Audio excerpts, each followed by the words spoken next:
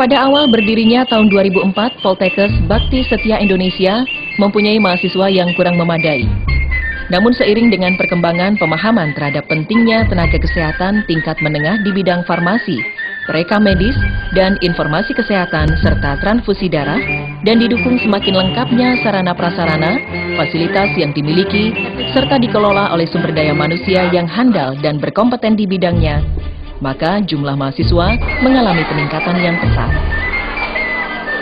Program studi Politeknik Kesehatan Bakti Setia Indonesia antara lain, program D3 Farmasi, mencetak tenaga profesional ahli media farmasi yang berkompeten di bidangnya.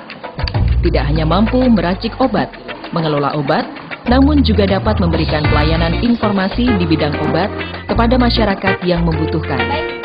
Selain itu juga mampu sebagai pelaksana produksi di industri farmasi. Program D3 Preka Medis dan Informasi Kesehatan, mencetak tenaga profesional ahli media pereka medis dan informasi kesehatan yang mampu mengelola reka medis atau informasi kesehatan pasien secara baik dan benar, sesuai standar sehingga bisa menghasilkan informasi yang berguna untuk mengambil kebijakan dan keputusan dalam bidang kesehatan, baik di tingkat rumah sakit dan sarana pelayanan kesehatan lainnya.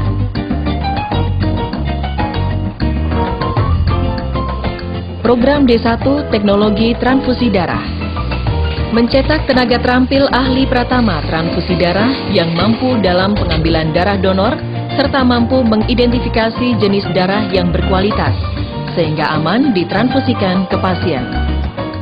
Jadi untuk keperluan seluruh Indonesia, program teknologi transfusi darah masih sangat dibutuhkan karena banyaknya ancaman-ancaman terhadap penyakit-penyakit darah maupun penyakit infeksi yang menyerang anak-anak maupun orang tua dalam bentuk demam berdarah dan sejenisnya di seluruh Indonesia.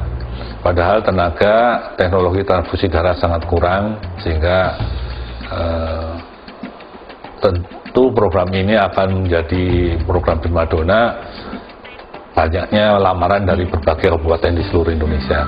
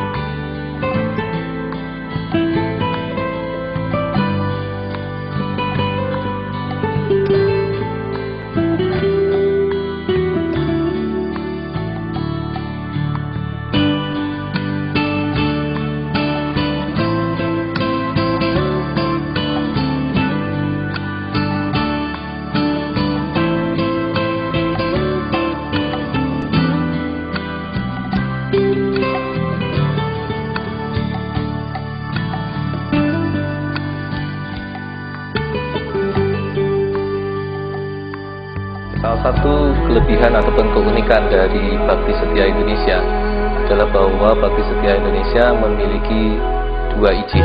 Yang satu menginduk kepada Depdiknas, yang satunya lagi menginduk kepada Departemen Kesehatan.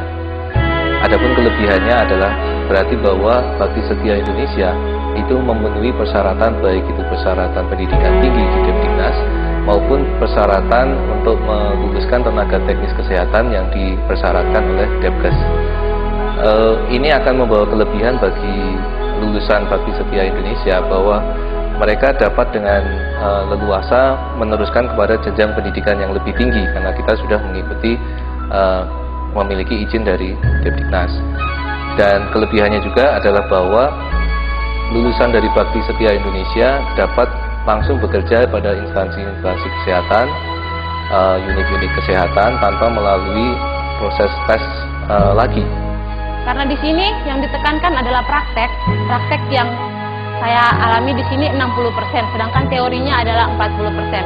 Jadi dari jam 8 pagi saya kuliah sampai jam 10, ntar jam 10 udah lanjutkan lagi dengan praktek sampai jam 2, atau kadang-kadang bisa sampai jam 5. Tapi itu memberikan saya satu kesenangan bahwa nggak sia-sia saya kuliah jauh-jauh dari Flores sana ke Jogja, mendapatkan ilmu yang bagus, dan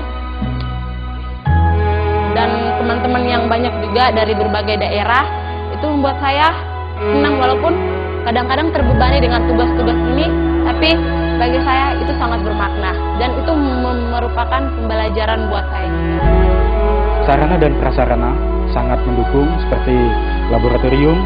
Di sini ada 3 laboratorium, laboratorium transfusi darah, laboratorium IMLTD atau infeksi menular lewat transfusi darah, dan laboratorium serologi, yang mana nantinya akan sangat mendukung dalam proses belajar di kampus, yang nantinya akan sangat membantu pelayanan atau kegiatan pada unit pelayanan darah di daerah saya. Lagi bahwa rekam medis merupakan salah satu jurusan yang cukup bright future yang ada.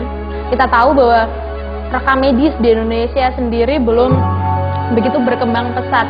Indonesia baru mengenal rekam medis pada awal tahun 80-an. Itu kenapa jadi salah satu alasan saya untuk mengambil rekam medis, karena saya ingin lebih mendalami lagi bahwa rekam medis di Indonesia itu seperti apa, sejauh apa kita bisa belajar, dan bagaimana kita bisa mengembangkan sendiri rekam medis itu.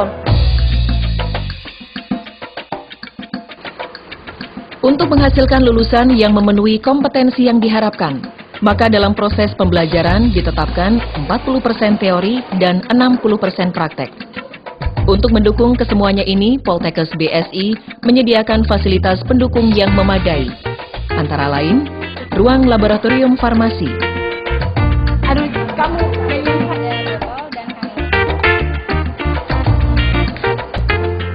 laboratorium perekam medis dan informasi kesehatan, laboratorium teknologi transfusi darah,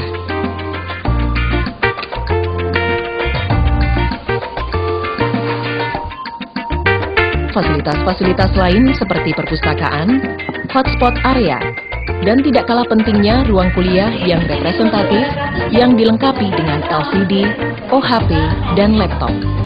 Saya rasa untuk saat ini prospek kedepannya sangat bagus ya. Terbukti dari rekrutmen perusahaan ataupun CPNS itu yang membutuhkan D3 farmasi itu sangat banyak. Kebetulan di Yogyakarta baru ada 1 ya, terutama Poltekkes BSI itu. Saya masuk Poltekkes BSI tahun 2004, kemudian lulus tahun 2007. Untuk selama di perkuliahan di Poltekkes BSI, kebanyakan praktek itu sekitar 60%, kemudian sisanya 40% teori. Durasi antara saya diluluskan dan diterima di PMI itu tidak sampai 1 bulan. Jadi ini salah satu bukti bahwa sebenarnya peluang kerja bagi lulusan teknologi transfusi darah masih sangat besar, khususnya di PMI dan bank darah rumah sakit ataupun unit pelayanan transfusi darah rumah sakit.